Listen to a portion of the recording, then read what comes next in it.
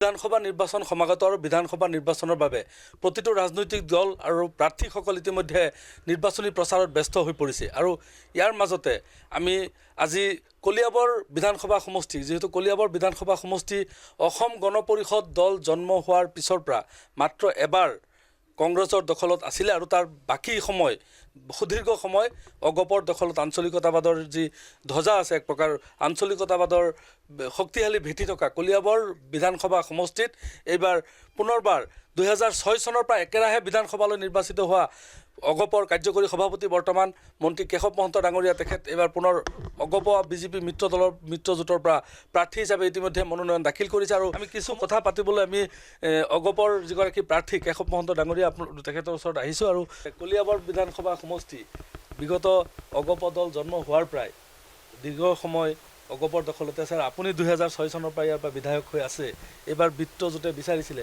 প্ৰথমতে আপোনাৰ নিৰ্বাচনী প্ৰচাৰ সমষ্টিত কেনেকুৱা কি ধন্যবাদ জনাইছোঁ কলিয়াবৰত নিৰ্বাচনৰ ক্ষেত্ৰত ইতিমধ্যে আমি যোৱাকালি মনোনয়ন পত্ৰ দাখিল কৰিছোঁ এই মনোনয়ন পত্ৰ দাখিলৰ এই অনুষ্ঠানত মাননীয় মুখ্যমন্ত্ৰী ডক্টৰ হিমন্ত বিশ্ব শৰ্মা উপস্থিত আছিল কলিয়াবৰত হাজাৰ হাজাৰ লোকে স্বতঃস্ফূৰ্তভাৱে আহি এই মনোনয়ন পত্ৰৰ দাখিল কৰাৰ শুভ মুহূৰ্তত আহি আমাক আশীষ প্ৰদান কৰিছে আৰু মই ভাবিছোঁ যে কলিয়াবৰত পূৰ্বতকৈও আমি অধিক ব্যৱধানত ইয়াৰ পৰা অহা নিৰ্বাচনত নিৰ্বাচিত হ'ম মানে অগপৰ যি বিজয় ধ্বজা পুনৰ উৰুৱাবলৈ সক্ষম হ'ব বুলি আপুনি আশা সম্পূৰ্ণ আশাবাদী আজি মই অগপৰ মনোনীত NDAৰ কেণ্ডিডেট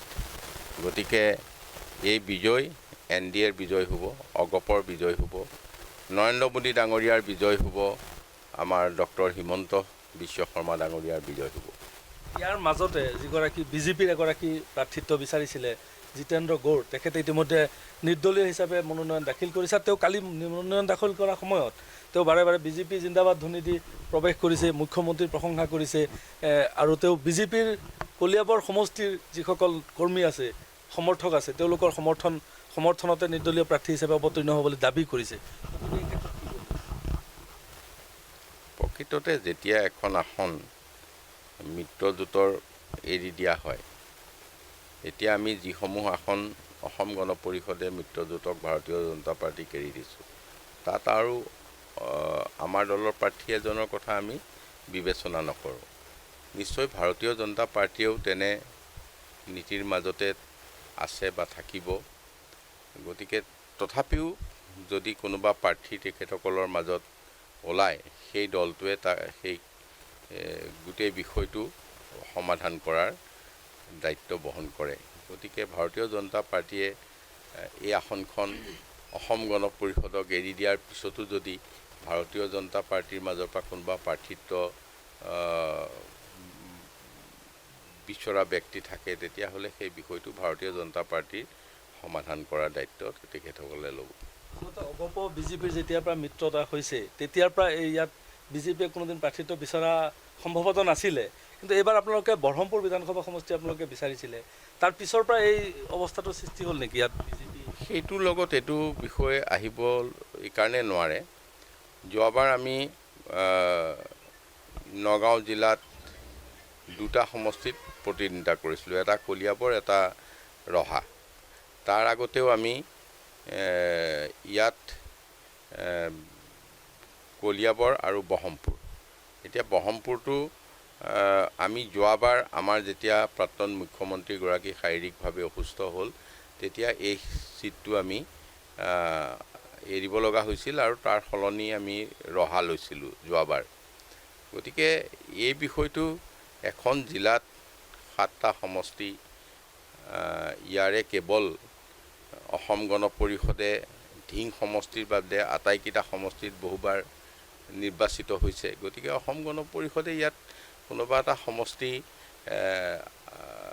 আকৌ বিচৰাটো কোনো আনে আচলতে মই ভাবিছোঁ তাৰ আমাৰ দলৰ সতীৰ্থসকলে বিচৰাটো কোনো ধৰণৰ এইটো মানে ভুল হ'ব নোৱাৰে, কিন্তু যেতিয়া সিদ্ধান্ত হ'ল যে সেই আসনখন ভাৰতীয় জনতা পাৰ্টিতে থাকিব, গতিকে তাৰপিছততো একো সমস্যা নাই। গতিকে এতিয়া আমাৰ যিবিলাক অসম গণ পৰিষদে সমষ্টি পাইছোঁ, সেই সমষ্টিবিলাকতো হয়তো ভাৰতীয় জনতা পাৰ্টিৰ লোকে যেতিয়ালৈকে আসন বাটোৱাৰাটো সিদ্ধান্ত হোৱা নাছিল সেই সময়লৈকে বিচাৰিছিল, কিন্তু যেতিয়া এটা সিদ্ধান্ত হয় ৰাষ্ট্ৰীয় পৰ্যায়ত বা ৰাজ্যিক পৰ্যায়ত, সেই সিদ্ধান্তটোৰ পিছত বাকী আকৌ ভাৰতীয় জনতা পাৰ্টীয়ে এবাৰ এৰি দিব অসম গণ পৰিষদক এখন আসন, বা অসম গণ পৰিষদে ভাৰতীয় জনতা পাৰ্টীক কোনোবা আসন এৰি দিম, তাৰপিছত আকৌ সেই আসনখনটো আমি আৰু নিবিচাৰোঁ। এৰি দিয়াৰ পিছত যেতিয়া সিদ্ধান্ত হোৱাৰ পিছত। কিন্তু যিগৰাকী নিৰ্দলীয় প্ৰাৰ্থী তেখেতে কালি এইটো কথাও কৈছে যে মোৰ তেজে তেজে বিজেপি আছে, মই বিজেপিতে আছোঁ, বিজেপিতে থাকিম। তেওঁক বহিষ্কাৰ কৰা হৈছে ইতিমধ্যে। মুখ্যমন্ত্ৰীয়েও কালিৰ দিনটোত সকিয়নি দিছিলে, তাৰ পিছতো তেওঁ এই দাবী কৰি আছে। তেওঁৰ ওপৰত কাৰোবাৰ হাত আছে বুলি ভাবে নেকি? নাই, এই বিষয়টো মই একেবাৰে আলোচনা কৰিবলৈ নিবিচাৰোঁ। নিৰ্বাচন হ'লে কোনোবা নহয় কোনোবা প্ৰাৰ্থী উঠিব, এইটো কি অসুবিধা আছে? একো অসুবিধা নাই। তেখেত উঠা নাই, বেলেগ উঠিলেহেঁতেন, বেলেগ উঠা নাই, বেলেগ দলৰ পৰা উঠিলেহেঁতেন, নিৰ্বাচনটোত প্ৰতিদ্বন্দ্বিতা থাকিবই। সেইটো লৈ আলোচনা কৰিব লগা বিষয় কি আছে, চিন্তা কৰিব লগা বিষয় কি আছে? এইটো ৰাইজে সিদ্ধান্ত ল'ব কাক নিৰ্বাচিত কৰিব। এইটো ৰাইজৰ ওপৰত মোৰ গভীৰ আস্থা আৰু বিশ্বাস আছে, ৰাইজে সিদ্ধান্ত ল'ব। আৰু এটা কথা তেওঁ উল্লেখ কৰিছে যে মুখ্যমন্ত্ৰীৰ যি উন্নয়ন, সমগ্ৰ ৰাজ্যতে যি উন্নয়ন কৰিছে, মুখ্যমন্ত্ৰী হিমন্ত বিশ্ব শৰ্মাৰ উন্নয়নে কলিয়াবৰ ঢুকি পোৱা নাই, কলিয়াবৰত বিজেপি বিধায়ক নথকাৰ বাবে। তেনেকুৱা আপোনাৰ বিৰুদ্ধে এক অভিযোগ উত্থাপন কৰিছে, স্পষ্টকৈ মন্তব্য কৰিছে কালিৰ দিনটোত। এই সন্দৰ্ভত কি কয়? আচলতে আপোনাৰ উন্নয়ন আমি এইবিলাক কথা যদি মিত্ৰ দলৰ পৰা ক'ব লগা থাকে, আমি মিত্ৰ দলৰ এখন মঞ্চ আছে নহয়, মিত্ৰ দলৰ মঞ্চত কোৱা উচিত। তেখেতে এইবিলাক কথা যদি 10 বছৰ আগতে ক'লেহেঁতেন, 5 বছৰ আগতে ক'লেহেঁতেন, কলিয়াবৰ ৰাইজ উপকৃত হ'লহেঁতেন। আৰু মই জনামতে আপোনালোকে যদি দেখে, মাননীয় মুখ্যমন্ত্ৰী ডাঙৰীয়াই বা NDA চৰকাৰে কলিয়াবৰৰ উন্নয়নৰ ক্ষেত্ৰত যিখিনি পদক্ষেপ গ্ৰহণ কৰিছে, কোনো গুণে অসমৰ আন সমষ্টি এটাতকৈ কম নহয়। সেইটো মই ডাঠি ক'ব পাৰোঁ। তেখেতে পুনৰ আজি মাননীয় মুখ্যমন্ত্ৰী ডাঙৰীয়াক ইয়াত যিটো উন্নয়ন, এইটো নোহোৱা বুলি যিটো অভিযোগ কৰিছে এজন ভাৰতীয় জনতা পাৰ্টীৰ ব্যক্তি হিচাপে, এইটো কিন্তু বৰ দুখ লগা বিষয়। তেওঁ আচলতে মাননীয় মুখ্যমন্ত্ৰীক বা এই চৰকাৰখনক সেইটো দোষাৰোপ কৰিব নালাগিছিল। আৰু মই নিজে যিটো জানো, এইটো কলিয়াবৰ আপোনালোকে বেলেগ নালাগে নগাঁও জিলাৰ বাকী সমষ্টিবিলাকৰ লগত তুলনা কৰি চাওক, কলিয়াবৰ কোনো গুণে কম হৈ থকা নাই, অকণমান বেছি হৈছে। তেখেতে ক'লে যে দীপ্লৰঞ্জন শৰ্মাই চামগুৰিত মাত্ৰ 13 মাহত দুটাকৈ কোচিং চেণ্টাৰ মুকলি কৰিছে, বহু ডেভেলপমেণ্টৰ উল্লেখনীয় বহু কাম কৰিছে। কলিয়াবৰত উল্লেখনীয় তেনেকুৱা কিবা কাম আপুনি কি বুলি ক'ব, উল্লেখযোগ্য তেনেকুৱা? আপোনালোকে বাৰু কলিয়াবৰৰ কাম বনবিলাক চাইছেনে? মই আপোনাকে সুধিছোঁ, চাইছে নেকি? নাই, আপোনালোক সাংবাদ মাধ্যমটো, আপোনালোকে ক'ৰবাত চাইছেনে নাই কওকচোন মোক? নাই, উন্নয়নৰ মূলৰ কাম চাইছেনে নাই আপোনালোকে সুধিছোঁ মই, কওক। যদি ক'ৰবাত অভিযোগ আছে, এজন প্ৰতিদ্বন্দ্বীৰ অভিযোগ আৰু ৰাইজৰ অভিযোগ দুটা বেলেগ কথা। আপুনি ৰাইজৰ যদি অভিযোগ আছে মোক কওক, মই ৰাইজক নতশিৰে মই স্বীকাৰ কৰিম। এইবাৰ নিৰ্বাচনত আপোনাৰ ইছ্যু কি?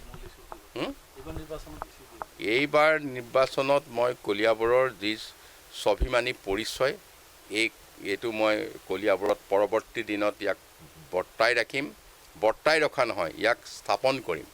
আৰু কলিয়াবৰৰ বিশেষকৈ যি উন্নয়নৰ ক্ষেত্ৰত কলিয়াবৰ এখন লেখত ল'বলগীয়া ঠাই হিচাপে পৰিগণিত হ'ব। যোৱাকালি মুখ্যমন্ত্ৰীয়ে কৈছে যে কলিয়াবৰত এখন বিশ্ববিদ্যালয় স্থাপন হ'ব। কলিয়াবৰৰ নিচিনা ঠাইত আমি এখন বিশ্ববিদ্যালয় স্থাপন কৰিব পাৰিম। আমি হয়তো আগতে কেতিয়াও ভাবিব পৰা নাছিলোঁ যে কলিয়াবৰত আমি এখন কলেজৰে 55 বছৰ পাৰ কৰিছোঁ, আৰু এখন কলেজ আমি 55 বছৰৰ পিছত এতিয়া কনষ্ট্ৰাকশ্যন আৰম্ভ কৰিছোঁ। আইন মহাবিদ্যালয় আমি এতিয়া কাম ইয়াত আইন মহাবিদ্যালয়ৰ কাম আৰম্ভ কৰিছোঁ, য'ত নগাঁও চহৰত এখনো চৰকাৰী আইন মহাবিদ্যালয় নাই। এইখন প্ৰথমখন হ'ব নগাঁও জিলাৰ ভিতৰত। ইয়াত বিশ্ববিদ্যালয় হ'ব। এইখিনি পিছত মই মাননীয় মুখ্যমন্ত্ৰী ডক্টৰ হিমন্ত বিশ্ব শৰ্মা ডাঙৰীয়াক মই কৃতজ্ঞতা আৰু ধন্যবাদ জনাম নে নজনাম? সেইজন ব্যক্তিয়ে নজনাব পাৰে, মই অকৃতজ্ঞ নহয়। মই কলিয়াবৰবাসীৰ হৈ তেখেতক আৰু এই চৰকাৰক, NDA চৰকাৰক মই শতবাৰ তেওঁলোকক মই কৃতজ্ঞতা আৰু ধন্যবাদ জনাম। কলিয়াবৰ সমষ্টিৰ বিষয়েও পাতিলোঁ। আপুনি যিহেতু দলৰ কাৰ্যকৰী সভাপতি, সামগ্ৰিকভাৱে অসমত এইবাৰ অগপৰ ফলাফল আৰু মিত্ৰজোঁটৰ ফলাফল? অগপৰ ফলাফল এইবাৰ আগতকৈ আমি অধিক ছিট পাম, অধিক আসন পাম, এইটো নিশ্চিত। ইয়াত কোনো সন্দেহ কৰিবলগীয়া নাই। ঠিক তেনেকৈ আজি আমি মিত্ৰজোঁটে ডিলিমিটেশ্যনৰ পিছত আমি এইবাৰ পূৰ্বতকৈ একত্ৰিতভাৱে বহু বেছি আসন লাভ কৰিম, য'ত আমি মিত্ৰতা আমাৰ আটাইকেইটা দলৰ লগত অক্ষুণ্ণ আছে আৰু আমি সকলোৱে একত্ৰিতভাৱে বহুত বুজাবুজিৰ মাজেৰে আমি আগবাঢ়িছোঁ। আৰু আমাৰ এইবাৰ মানে প্ৰায় 100 আসন চুব বুলি ভাবিছোঁ মই এই মিত্ৰতাৰ মাজত অহা বিধানসভাৰ নিৰ্বাচনত। শেহতীয়াকৈ ভূপেন বৰা কংগ্ৰেছৰ আৰু প্ৰদ্যুৎ বৰদলৈ কংগ্ৰেছৰ সাংসদ আছিলেন এই নগাঁৱৰ, তেখেতসকলে কংগ্ৰেছ ত্যাগ কৰি যে বিজেপিত আপোনালোকৰ মিত্ৰ দলে বিজেপিত যোগদান কৰিছে, এই সামগ্ৰিক বিষয়ে কংগ্ৰেছক যথেষ্ট ক্ষতিগ্ৰস্ত কৰিব বুলি ভাবে? নাই, কংগ্ৰেছ আজি নিয়ন্ত্ৰণৰ বাহিৰত আছে, মানে নিজক নিয়ন্ত্ৰণ কৰাৰ বাহিৰত আছে। গতিকে কংগ্ৰেছত ক্ষোভ, কংগ্ৰেছত বিভিন্ন অভিযোগ প্ৰতি অভিযোগ এইবিলাক থকাৰ কাৰণে তেখেতসকলক ৰাইজে আজি এটা সুনেতৃত্ব দিব পাৰিব বুলি বিশ্বাসত ল'বই নোৱাৰিলে। যেতিয়া নিৰ্বাচন আহে তেতিয়া ৰাইজে নিশ্চয় চায় যে এই দলটোৱে ৰাইজক কেনেধৰণে আগবঢ়াই নিব পাৰিব। তেওঁলোকে নিজক আগবঢ়াই নিয়াত ব্যৰ্থ হৈছে। গতিকে ৰাইজে তাৰ ওপৰত আৰু বিশ্বাস ৰখাৰ আজি থল নাই। ধন্যবাদ জনাইছোঁ ব্যস্ততাৰ মাজত আপুনি ইমানখিনি সময় দিয়াৰ বাবে। আছিলে কলিয়াবৰ বিধানসভা সমষ্টিৰ প্ৰাৰ্থী তথা অগপ দলৰ কাৰ্যকৰী সভাপতি কেশৱ মহন্ত ডাঙৰীয়া। তেখেতে যথেষ্টখিনি যি আজিৰ পৰিৱেশ পৰিস্থিতি, ৰাজনৈতিক পৰিৱেশ সন্দৰ্ভত যথেষ্টখিনি গুৰুত্বপূৰ্ণ মন্তব্য আগবঢ়াইছে।